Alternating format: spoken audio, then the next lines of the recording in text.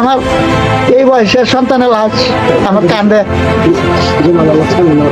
যে না আমার লাশ আমার সন্তানে নিব, সেই জায়গায় আমি আমার সন্তানের লাশ নিছি, আর কেমন থাকবো এ তো আপনি জানতেই আছেন। আপনি যদি থাকতেন মা, তাহলে আজকে হয়তো আমার ছেলেটা হারাইতো না, আমার ছেলেটা আমার কুলে ঠিকই ফিরে আইতো। আজকে আপনি নাই, আমার এই উপজাতি হিন্দু সমাজের উপরে অন্যায় অত্যাচার করতেছে।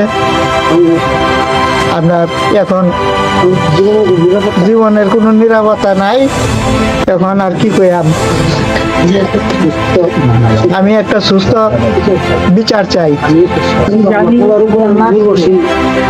আপনাদের সান্ত্বনা দেওয়ার ভাষা আমার নাই, খালি এটুকু বলতে পারি যে আমিও তো আমার বাবা মা ভাই সব হারিয়েতে একদিনে, আর এবার তো আমারই আর আমার ছোট বোন রেহানাকে মারার জন্য চক্রান্ত করেছিল। কোনো মতে আমরা বোধহয় এই কয়েক মিনিটের জন্য বেঁচে যাই, তো বেঁচে যখন আছি অবশ্যই এর বিচার হবে, এটুকু বলতে পারি। তবে হ্যাঁ, এখন সময় খারাপ, একটা তাদের লোক মারা গেছে, তারা নিজেরাই মারছে, কারণ এখানে হলো তাদের নমিনেশন নিয়ে গোলমাল, কে দাঁড়াবে। হ্যাঁ, কারণ একটা লোককে মারার পরে কে লাভবান হয় সেটি তো মানুষ আগে দেখে, সেটা কোনো কোনো বিচার টিচার নাই।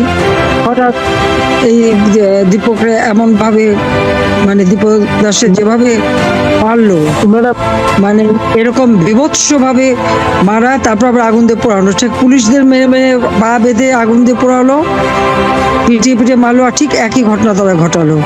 তো এটা কোন মানবিক কাজ? এটা কোনো মানবিক কাজ না, জঘন্য কাজ করছে ওরা।